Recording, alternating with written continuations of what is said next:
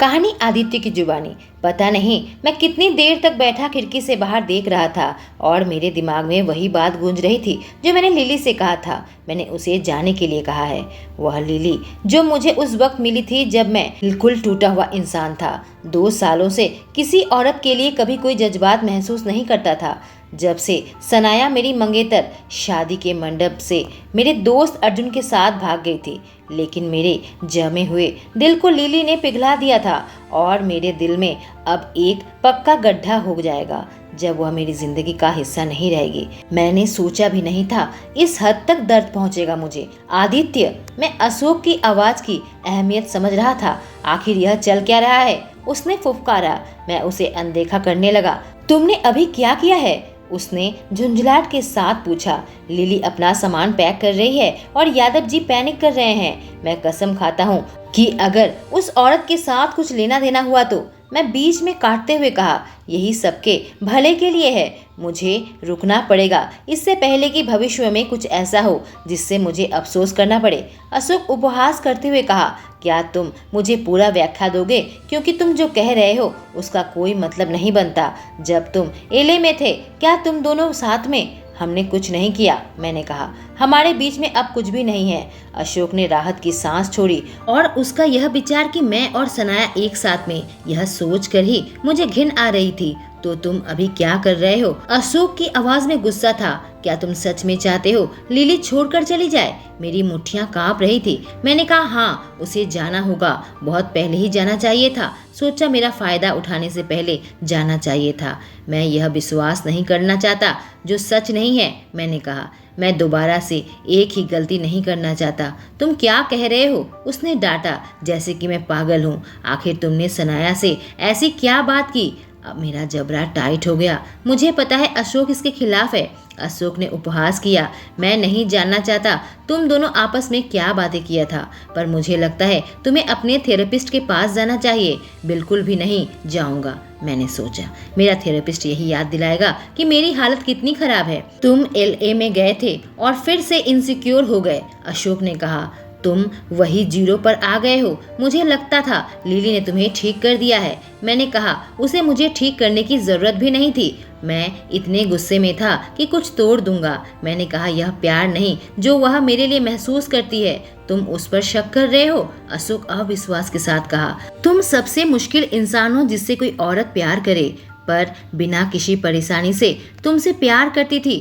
तुम्हारी इतनी हिम्मत कि तुम उस पर शक कर रहे हो? मैंने कहा, तुम कुछ नहीं जानते। मैं किसी औरत से 5 साल से प्यार करता था, पर उसने नहीं किया। सनाया गलत वजह से मेरे साथ थी। यह सुनकर उसकी आंखें नरम हुई क्योंकि वह भी सहमत था और मैं नहीं चाहता कि एक और औरत गलत वजह से मेरे साथ रहे। अशोक ने कहा, लिली का फीलिंग्स बताने का अधिकार सिर्फ उसे है और तुम जो सनाया में देखे थे, मैं नहीं कह सकता कि तुम लिली में वही देखते थे। मैंने अपना माथा ना में हिलाया क्योंकि मैं उन दोनों की आंखों में अपराध बोध को देखा था। निराश होकर अशोक ने कहा, मैं तुम्हारी मदद नहीं कर सकता। आदित्य, जब लिली तुम्हारी मदद नहीं कर पाई, मैंने फुफकारा, मुझे उसकी मदद नहीं चाहिए। और उसके बाद अशोक कमरे से बाहर चला गया। वक्त गुजरता गया, मेरी मानो आत्मा ही मर चुकी थी। मैं वहीं बैठा था कि कोई फिर से मेरे कमरे के अंदर आया। आदित्य, यह लिली की आवाज़ थी और मेरा दिल डूब गया। मैंने अपना सब पैक कर लिया है। उसकी आवाज़ में कितनी उदासी थी। मेरी आंखों में आंसू भर आए, पर मैं कुछ नहीं कर सकता। मैं दोनों को भविष्य में मिलने वाले दर्द से बचाना चाहता था। मैं एक मैच्योर आदमी हूँ, एक लड़की का यूँ फायदा नहीं उठा सकता। लिली ने गहरी सांस ली जो कांप रहे थे। मैं जा रही हूँ, उसकी आवाज़ टूटी। मेरी दृष्टि और धुंधली हो गई। मेरे गले में दर्द होने लगा। मैं नहीं चाहता था कि वो छोड़कर चली जाए, क्योंकि उसके बिना मैं वाक्य को आगे भी जारी नहीं रख पाया। मैं और यहाँ नहीं रहूंगी, टूटे हुए उसने फुसफुसाया। मैं निगलने लगा। मैं तो उसे आज़ाद कर रहा हूँ, उसे यहाँ नहीं रहना पड़ेगा। फिर विदाई में इतना दर्द क्यों हो रहा है? उसे दर्द हो रहा है और मैं अगर यह कहूँ कि मुझे दर्द हो रहा है तो छोटा शब्द होगा। मैं नष्ट हो चुका हूँ। मैं इस दुनिया में हूँ, यह लग ही नहीं रहा। उसके बिना मैं कुछ नहीं हूँ। आदित्य, उसने पुकारा। उसकी आवाज़ बुरे तरीके से कांप रही थी। मैं सांस रोके हुए था। मुझे बस यह सुनना था कि वह अपराध बोध की वजह से मेरे साथ नहीं है। अगर हल्का सा इशारा भी मिल जाए तो मैं यह जारी नहीं रखूंगा। अभी इस मौके में भी तुम मेरी ओर मुड़कर नहीं देखना चाहते? वो हल्के से फुसफुसाई। मेरी आंखों से आंसू गिरने लगे। मैं तुम्हारी ओर नहीं देख सकता, नहीं कर सकता। तुमसे बेहद प्यार करता हूँ। कोई कुछ नहीं कह रहा था। शांति थी। बस लिली के रोने की आवाज़ कमरे में गूंज रही थी और वह और जोर जोर से रोने लगी। मुझे माफ़ करना हर चीज़ के लिए। और वही गुड बाय था। जाने कितने समय बीत गया था। उसके सामने मैं टूट नहीं सकता था। पर एक समय उसके रोने की आवाज़ कमरे में और नहीं आ रही थी। उठ खड़ा हुआ। उसे ढूंढने लगा। जितना ढूंढ रहा था दर्द उतना बढ़ता जा रहा था। जब लिली के कमरे के सामने आकर उसका दरवाज़ा खोला, सामने का नज़ारा देखकर मैं जम गया। उसका कुछ भी नहीं बचा था। मैं कमरे के अंदर आया। अलमारी खोली, कुछ नहीं। ड्रेसर खाली, नाइट स्टैंड खाली। मुझे लगा मैं ज़मीन पर गिर जाऊंगा। उसे खोने का दर्द कुछ ऐसा था मैं बर्दाश्त नहीं कर सकता। यहाँ तक इस कमरे में मैं दोबारा कभी नहीं आ सकता। मेरा स्वर्ग अब मेरे पास नहीं रही। मैं इस जगह को अपना घर भी नहीं कह सकता। वह मेरा घर थी और उसके बिना मैं बिल्कुल खो गया। अचानक कॉफ़ी टेबल में कुछ चीज़ पर मेरी नज़र पड़ी। एक बॉक्स पड़ा था, एक बर्थडे गिफ्ट उसने मेरे लिए खरीदा था। मैं घुटनों के बल बैठ गया। बॉक्स खोला तो एक कस्टमाइज किया हुआ स्नो ग्लव्स था। उस ग्लव्स में एक मेल कैरेक्टर था और उस जगह को देखकर मैं तुरंत पहचान गया। Allstate, Austria. में एक कार्ड था जिसमें लिली ने अपने हाथों से लिखा हुआ था, हैप्पी बर्थडे आदित्य। उम्मीद करती हूँ यह स्नो ग्लव्स तुम्हारी ज़िंदगी में ऊष्मा लाएगी और तुम्हारे चेहरे पर मुस्कान लाएगी जब भी तुम उसे देखोगे। लिली। कुछ नहीं है। मैं आखिरकार टूट गया। यह ग्लव्स तुम्हारे बिना कुछ नहीं है। मेरे दिल से खून निकलने लगा। मैंने उसे खो दिया और मैं बुरी तरीके से गिरा। मेरा दिल सिर्फ लिली का है। वह उसकी मालकिन है। मैं बस उम्मीद करता हूँ कि आगे जी सकूँ दिल टूटने के बाद। कहानी लिली की जुबानी।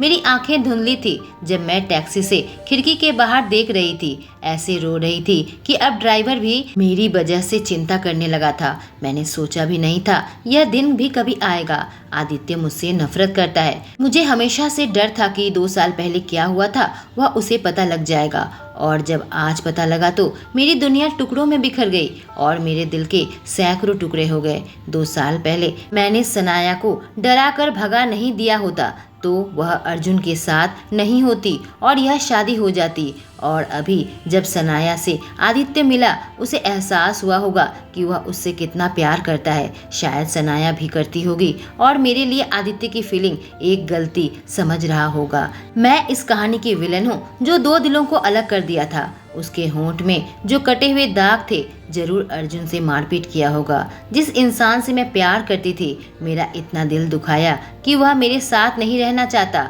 मुझे देखना नहीं चाहता। न ही मेरा रोना कभी रुकने वाला है, न ही मैं सांस ले पा रही हूँ। मेरा दम घुट रहा है। ऐसे कुछ भी नहीं जो इस दर्द को भर सके। दिल में जो छेद हुआ है वह बिल्कुल पक्का है। इन भावनाओं से कैसे बाहर निकलूंगी? मैं आदित्य को कैसे भुला पाऊंगी? मैं अशोक और यादव जी से कहा जो हुआ है। उन्हें लगा मैं अपने नीचे वाले अपार्टमेंट में रहने वाली हूँ, पर जैसे ही वह निकल गए मैं बाहर आ गई। मैं वहाँ नहीं रह सकती उसके इतने पास जब हमारे बीच में यह सब कुछ हुआ है। मैं अपने पेरेंट्स के पास ऐसे हालत में टेक्सास वापस नहीं जा सकती। मैं कैब ड्राइवर को अपनी सहेली आशा और माया का एड्रेस दिया। उनके अपार्टमेंट के सामने मुझे छोड़ दिया। किसी तरीके से सूटकेस घसीटते हुए मैं उनके पास पहुंची। मेरे अंदर अब बिल्कुल भी ताकत नहीं बची थी। नॉक किया पर कुछ नहीं। थोड़ा टाइम लग गया। शायद मैं सुबह कुछ ज़्यादा ही जल्दी आ गई थी। जब दोबारा से नॉक किया आशा ने दरवाज़ा खोला और मैं रोने लगी। उसकी आंखें बड़ी बड़ी हो गई। बिल्कुल वह पैनिक करने लगी। कदमों की आवाज़ आई। माया सामने आकर खड़ी हुई। पूछी कौन आया है इतनी सुबह सुबह? उसने पूछा लिली तुम्हारे साथ क्या हुआ है? मेरे घुटनों ने जवाब दे दिया इससे पहले कि मैं गिर जाती। माया ने मुझे पकड़ लिया और उसके बाद मैंने उन्हें सब कुछ बताया। कहानी आदित्य की जुबानी। मैं सरदर्द के साथ सुबह उठा पर पहली चीज़ जो मेरे दिमाग में आई लिली चली गई। किसी तरीके से अपने कदमों को घसीटते हुए जब मैं किचन के सामने आया, देखा अशोक, श्याम और यादव जी बैठकर ब्रेकफास्ट कर रहे थे। यह बड़ी ही अजीब बात है क्योंकि यादव जी उनके साथ कभी भी नहीं बैठते। श्याम ने कहा,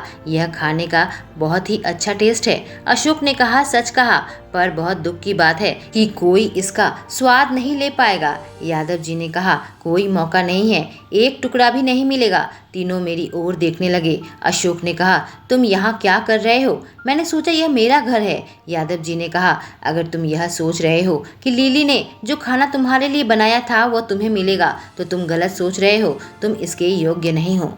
मैं तुरंत खड़ा हुआ और डाइनिंग टेबल की ओर दौड़ने लगा। मुझे पता नहीं मेरे पैर कैसे चलने लगे थे। वह तीनों खाने तक पहुंचने के लिए मुझे रोकने लगे। कहा, तुम्हारे सपनों में खाना देखकर मेरे मुंह से पानी आने लगा था जो लिली ने मेरे लिए बनाया था। क्या खाना नहीं था, खाना के साथ डेजर्ट भी बनाया था। फिर मेरी नज़र केक पर पड़ी जो उसने मेरे लिए बनाया था। क्या सच में लिली ने यह सब कुछ मेरे लिए बनाया? उन्होंने मुझे टेस्ट करने नहीं दिया। देखो, एक बच्चा कैसे खाने के लिए तड़प रहा है। यादव जी ने मेरी ओर इशारा किया। श्याम हंसकर मेरा मजाक बनाने लगा। यह मेरा है, मैं बच्चों की तरह एक्टिंग कर रहा था। यह लिली ने मेरे लिए बनाया है, सिर्फ मेरा है। यादव जी ने कहा, नहीं, उसके बाद नहीं, जब तुमने उसे चोट पहुंचाया। मैंने कहा, तुम्हें क्या लगता है मेरे लिए आसान है? अशोक सांस छोड़ते हुए कहा, तुमने गलती की है। मैंने कहा, अशोक, तुम कुछ समझ नहीं रहे। मुझसे गलती कैसे हो सकती है जब मुझे उसके चेहरे पर अपराध बोध नजर आता है? अशोक ने कहा, क्या सच में यह तुमने उसके लिए किया या अपने खुद के लिए? मैंने कहा, अशोक, तुम्हारे कहने का मतलब क्या है? मैंने उसका फायदा उठाया, उसका इस्तेमाल किया जब वह अपराध बोध के समुंदर में डूब रही थी। तुम डरे हुए हो, अशोक ने कहा। तुम जानते हो कि तुम कितने डरे हुए हो। अचानक मैं निर्वाक हो गया। शब्द मेरे जीभ में थे पर मैं कुछ कह नहीं पा रहा था। यह बेकार की बात है जो तुमने कहा कि तुमने उसके लिए किया। अशोक ने कहा, तुमने तो उससे पूछा ही नहीं कि वो तुम्हारे लिए क्या फील करती है। तुम्हें क्या लगा तुम बिना स्वार्थी बने उसके लिए यह फैसला लोगे? पर सच यह है कि तुम स्वार्थी हो। यह क्या कह रहा है मैं स्वार्थी हूँ, जबकि मैंने इतना सब कुछ किया उसके लिए? तुम्हारा डर, अशोक ने जारी रखा, तुम्हारे डर ने तुम्हें काबू में कर लिया है। यह डर है कि लिली की फीलिंग्स तुम्हारे लिए असली नहीं है। तुम डरे हुए हो। तुम्हें लगता है वह तुम्हें छोड़ देगी जैसे सनाया ने छोड़ा था। इससे पहले कि तुम्हारा बड़ा दिल टूटे, तुमने लिली के अपराध बोध को एक बहाना बनाया। तुमने उन सारी चीजों को कब्र दे दिया जो तुम दोनों के बीच में हुआ था। क्या होगा अगर अशोक की बात सच हुई तो? क्या होगा अगर वह मुझे अभी प्यार करती है, कोई अपराध बोध नहीं है तो? मैं कांपने लगा था। कैसे? मैं मांग की, कैसे तुम इतने श्योर हो? अशोक ने कहा, यही सवाल मैं तुमसे पूछ सकता हूँ। उसने तुम्हें कैसे ठीक किया, तुम्हारे जज्बातों को वापस से कैसे जगाया जबकि वह मर चुके थे? यही सवाल मैं खुद से पूछता हूँ, क्योंकि जो लिली ने मेरे साथ किया मेरे जज्बातों को वापस कर दिया, पर मैं दूसरे औरतों के साथ ऐसा महसूस नहीं कर पाता। यह कैसे हुआ? क्योंकि तुम्हारा दिल जानता है, अशोक ने जारी रखा, कि वह तुमसे प्यार करती है। वह सारी चीज जिसकी तुम्हें जरूरत थी उसने तुम्हें दिया, कि वह तुम्हें कभी धोखा नहीं देगी। वह तुम्हारी सुरक्षित जगह है जिसने तुम्हें ठीक किया। मेरी सुरक्षित जगह, मेरा स्वर्ग। क्या डर मुझे बहका रहा है? क्या मुझे अपने दिल की आवाज़ सुननी चाहिए? क्या मुझे अपने दिल पर भरोसा करना चाहिए? मैं वापस से एले आया था। इस बात को 1 हफ्ते हो गए थे जब मैं लिली को अपने आप से दूर रहने को कहा था, और इन सब के बारे में मैं बहुत ज़्यादा सोच रहा था। मेरी भावनाएं, लिली की भावनाएं और अशोक की बातें। पर एक बात स्वीकार करता हूँ, वह मेरा डर है। अगर मुझे डर नहीं घेर लेता तो मैं उसे उसके जज्बात के बारे में पूछता, पर मैंने ऐसा नहीं किया। अशोक सही है, डर मेरे ऊपर इस कदर सवार था कि मैं लिली से पूछ नहीं पाया। जिस वजह से मैं उसके साथ हूँ, क्या इसी वजह से वह मेरे साथ रहना चाहती है? जब 1 हफ्ते पहले आया था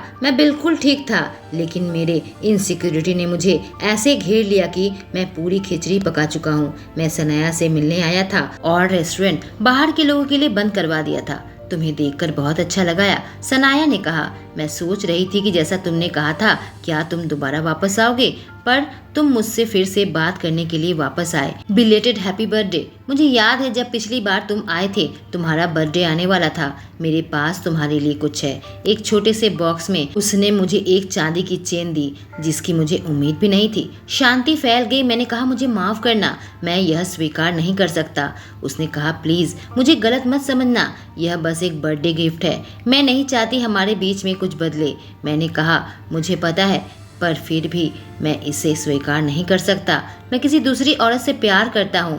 मैंने उसके साथ अभी जो किया और हम दोनों के बारे में जो अफवाह फैली, इससे मैं पहले ही बहुत दिक्कत में हूँ। एक पल के लिए सनाया कहीं खो गई थी, लेकिन फिर वास्तव जीवन में वापस आई। कहा, मैं समझ सकती हूँ। उसने कहा, तुम इतनी दूर से मुझसे मिलने आए हो, फिर जरूर कुछ महत्वपूर्ण बातचीत होगी। जब मैं कुछ कहने जा रहा था, उसने कहा, तुम्हारी गलती नहीं है। मुझे पता था तुम मुझसे प्यार करते हो, मैं उसे महसूस कर सकती थी। मेरी गलती है। उसकी आवाज़ कांपने लगी, आंखों से आंसू आ गए। मैंने तुम्हें अर्जुन के बारे में नहीं बताया। और उसने बात को लंबा खींचा, लेकिन उसने अपनी बात को आगे जारी नहीं रखा। मैं समझ गया वह अर्जुन से प्यार करती थी, न कि मुझसे। और उसकी आंखों में मुझे फिर से अपराध बोध नजर आया, जो लिली के आंखों में नजर आता था। पर इनमें फर्क है। यह औरत मुझसे प्यार नहीं करती थी, यह ऐसा ही होना चाहिए था। उसने कहा, अगर उस दिन हमारी शादी हो भी जाती, बाद में टूट जाती, तुम मेरे नहीं हो आदित्य। मैं समझ गया यह किस्मत की बात कर रही है। शायद जोड़ी ऊपर से बनकर आती है, और सनाया के साथ मेरी जोड़ी कभी लिखी नहीं गई थी। अब तुम किसी और से प्यार करते हो, मैं तुम्हारे लिए बहुत खुश हूँ। आंसू के बीच में मुस्कुराई। हो सकता है जो मैं अर्जुन के साथ उस रात पकड़ी गई थी, वह कोई हादसा नहीं था। तुम उस औरत के लिए बने हो जिससे तुम अभी प्यार करते हो आदित्य। उसकी बातें मेरे कानों में अब गूंजने लगी। मैं और लिली एक दूसरे के लिए बने हैं। तभी मैं उठ खड़ा हुआ। जाते जाते उसने कहा, मैंने तुम्हें माफ़ किया। शायद जो अंत में ढूंढ रहा था मुझे मिल गया था।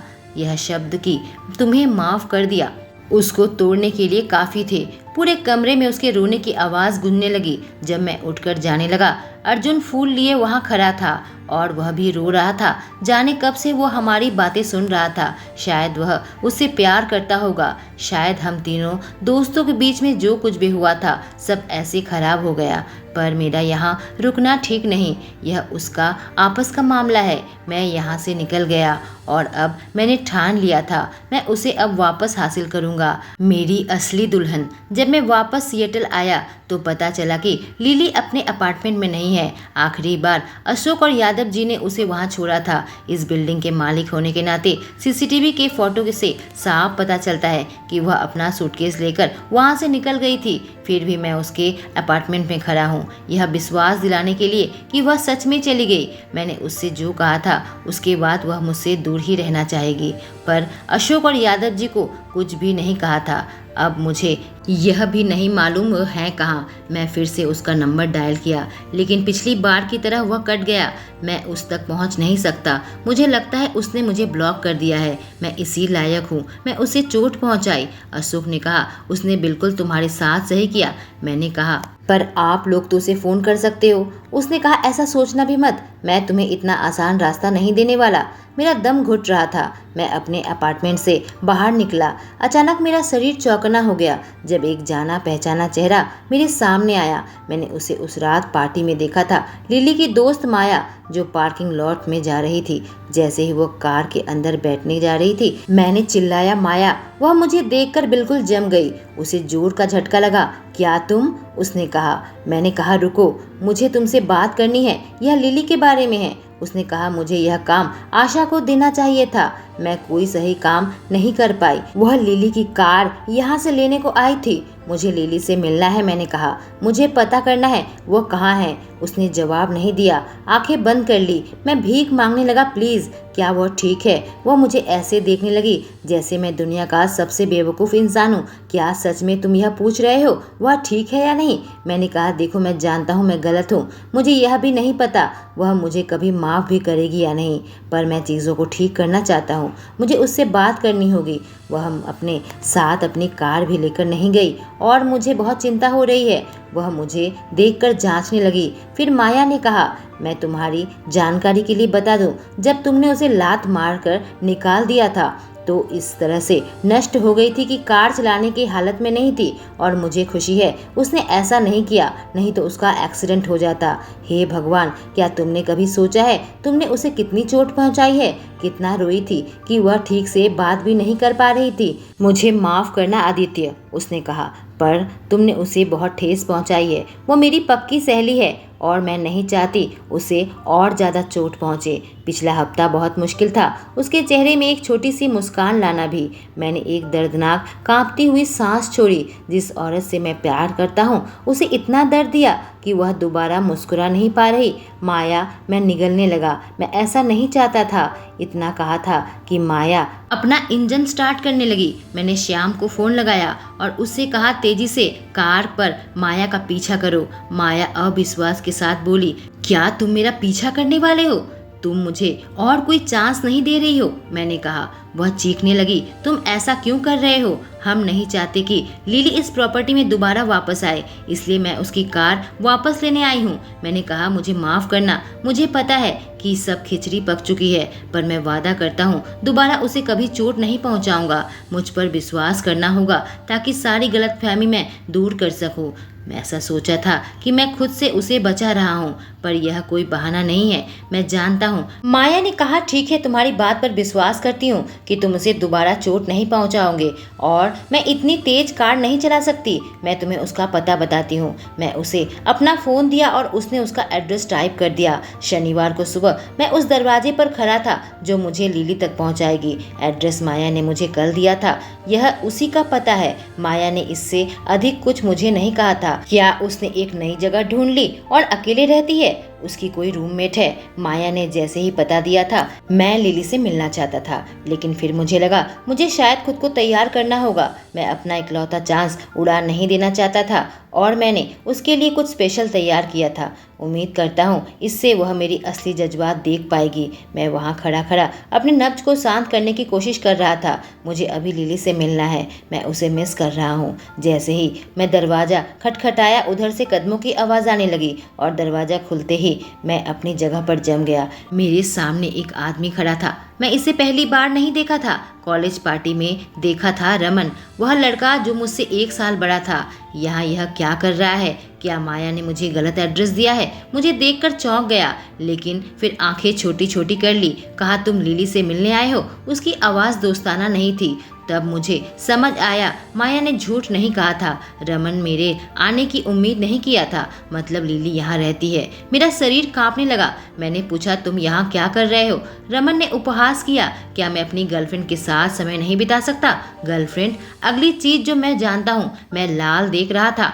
मैं उसके ऊपर टूट पड़ा। जब उसे लेकर दीवार पर धक्का मारा, जोर से आवाज आई, बेवकूफ कहीं के, तुम उसका ऐसे कैसे फायदा उठा सकते हो? मैं गुस्से से कहा, मुझे नहीं पता था वह लिली के करीब आ जाएगा जब वह सबसे कमजोर हालत में होगी। मेरी तबीयत खराब लगने लगी। कैसे उसने लिली की मदद की होगी? क्या उसने उसे छुआ भी है? तुम्हारे साथ दिक्कत क्या है? उसने मुझे जोर से धक्का दिया। मुझे मुक्का मारने वाला था, तभी एक लड़की पीछे से आ गई, आशा। मुझे देखकर उसकी आंखें बड़ी बड़ी हो गई। कहने लगी, आदित्य, तुम यहाँ क्या कर रहे हो? मेरे अपार्टमेंट में यूं खड़े होकर मेरे बॉयफ्रेंड के साथ तुम लड़ाई कर रहे हो? उसकी बात सुनकर मैं चौंक उठा। तुम्हारा बॉयफ्रेंड? आशा ने कहा, हाँ, तुम्हें कोई प्रॉब्लम है? मैंने कहा, मुझे माफ करना, मुझे गलतफहमी हो गई थी। जब हम अंदर आए तो उसने पूछा, तुमने कहा नहीं तुम क्यों आए हो? मैंने कहा, लिली कहाँ है? तब तक पीछे से माया आ गई। कहा, अरे क्या बात है? मैं बाथरूम गई थी और बाहर से आवाज आ रही थी। मुझे देखकर कहा, हेलो आदित्य। आशा माया की ओर देखने लगी और अविश्वास के साथ कही, तुमने इसे अपना एड्रेस दिया? माया ने कहा, मेरे पास और कोई चारा नहीं था। मैं पकड़ी गई थी जब लिली की कार पार्किंग लॉट से निकाल रही थी और यह मेरा पीछा करने वाला था। अब रमन ने मुझसे कहा, तुम किस्मत वाले हो जो मैं अब तक लिली के पापा से कुछ नहीं बताया, क्योंकि उसने मुझे रिक्वेस्ट की थी, नहीं तो उसके पापा तुम्हें जमीन के अंदर गाड़ देते। आशा ने कहा, तुम्हारी किस्मत खराब है, लिली अपनी कार लेकर 1 घंटे पहले ही निकल चुकी है। मैंने कहा तुम लोगों को मेरी मदद करनी होगी, मैं उस तक पहुंच नहीं पा रहा हूं। उसने मेरा नंबर भी ब्लॉक कर दिया है। माया ने कहा, यह तो अच्छी बात है, कम से कम उसने मेरी एडवाइस मान ली, क्योंकि वह तुम्हें भुलाना चाहती है। मैंने जोर से कहा, मैं उससे प्यार करता हूँ और इससे दर्दनाक कुछ नहीं है कि मैं उसे कितना दर्द दिया। मैंने जो कुछ भी किया था इसलिए किया था कि मैं उसकी केयर करता था, पर मैं अंधा हो गया था, मुझ पर डर हावी हो गया था। डर के आगे कुछ नहीं देख पाया।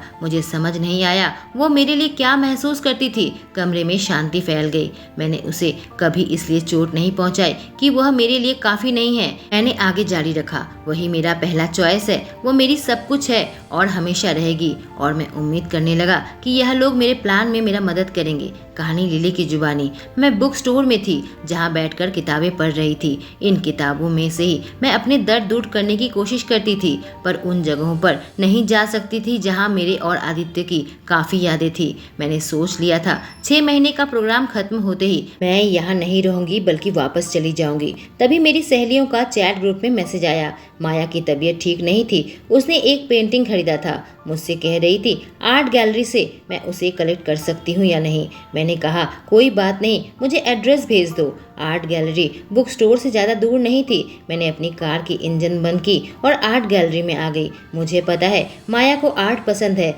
जिससे मुझे आदित्य की याद आती है। आर्ट गैलरी एक ऐसी जगह है जहाँ उसे मजा आता है। मेरे अंदर उदासी फिर से फैलने लगी। तभी माया का कॉल आया, पूछी तुम पहुँच गई या नहीं। मेरी सहेली इंतजार कर रही है। मैं खुद को संभालते हुए कहा, मैं पहुंच गई हूँ। फोन रखते ही एक हवा का झोंका मुझे लगा, जिससे मैं सिहर उठी। मैं खुद को दोष देने लगी कि मैं मोटा स्वेटर क्यों नहीं पहना, पर मेरे दिल ही ठंडा पड़ गया है। उसके मुकाबले यह ठंड कुछ भी नहीं। जब से आदित्य को खोया है ऐसा ही चल रहा है। कभी कभी सोचती हूँ मेरा दिल कभी उससे उभर पाएगा, क्या वह गर्मी महसूस कर पाएगा। हो सकता है कभी हो, पर इतनी जल्दी नहीं होगा। जैसे ही मैं गैलरी के अंदर कदम रखी, वहाँ बिल्कुल खाली था। मैंने आवाज़ दिया हेलो, पर जैसे जैसे अंदर आई पूरा खाली था। ऐसा लग रहा था यह जगह इस्तेमाल न किया जाता हो। वहाँ कोई पेंटिंग नहीं थी और अंधेरा था। जैसे ही माया को कॉल करने गई, मैं पीछे से कदमों की आहट सुनी। जैसे ही मैं मुड़ी, मुझे जोर का झटका लगा। मुझे यकीन नहीं हो रहा था जो मैं देख रही थी। मेरे सामने वो शख्स खड़ा था जिसे मैं देखने के लिए तड़प रही थी। मेरे आंखों के सामने आदित्य खड़ा था। क्या मैं सपना देख रही हूँ? यह सच है। कैजुअल कपड़ों में आदित्य मेरे पास आकर खड़ा हो गया। उसके ब्लैक शर्ट सामने की 2 बटन खुली हुई थी, जिससे उसका मसल्स दिख रहा था और बाजू को मोड़ रखा था। उसके चेहरे पर हल्की सी मुस्कान थी, जिससे मुझे अब लगा यह सपना नहीं हो सकता। जब आखिरी बार मैंने उसे देखा था तो मेरे अस्तित्व को ही नकार रहा था। मुझे इतनी ठंडी दृष्टि से देखा था कि मेरा दिल को यूं ठेस पहुंची थी। नहीं, वह तो मेरी ओर देख भी नहीं रहा था, मेरी ओर अपना सिर भी नहीं घुमाना चाहता था। पर अब वह मेरी ओर ऐसे क्यों देख रहा है, जैसे उसकी आंखों में चाहत है कि मैं ही उसका सब कुछ हूँ। मैंने उसे मिस किया, इतना मिस किया कि उसे देखते ही मेरे आंखों से आंसू गिरने लगे और फिर मेरे दिल में दर्द उठने लगा, यह सोचकर कि कैसे उसने मेरा दिल तोड़ा था। इसलिए मैं तुरंत पलट गई और उल्टी साइड में चलने लगी। लेकिन तभी कमरे की लाइट जल गई और यह गैलरी पूरी खाली नहीं थी जैसे कि मैंने सोचा था। दीवार पर कुछ पेंटिंग लगी हुई थी, पर सब में कपड़े लगे हुए थे, जिससे मैं उसे देख भी नहीं पा रही थी। लिली, उसकी आवाज़ गूंजी और मेरा दिल रुक गया। मैंने कितने समय तक उसकी आवाज़ नहीं सुनी थी और उसने जैसे मेरा नाम लिया था, मुझे रोने का मन कर रहा था, जैसे कि उसे मेरी ज़रूरत है। मैं हिल भी नहीं पा रही थी। मेरा एक हिस्सा यह समझने की कोशिश कर रहा था कि क्या हो रहा है और दूसरा हिस्सा उसको जवाब नहीं देना चाहता था। मुझे लग रहा था कि मैं उससे बात करूंगी तो फिर से मेरा दिल टुकड़ों में बढ़ जाएगा। आखिर यह आया ही क्यों मुझसे मिलने? अब मुझे समझ आया कि मेरी सहेलियां मुझसे झूठ कह रही थी।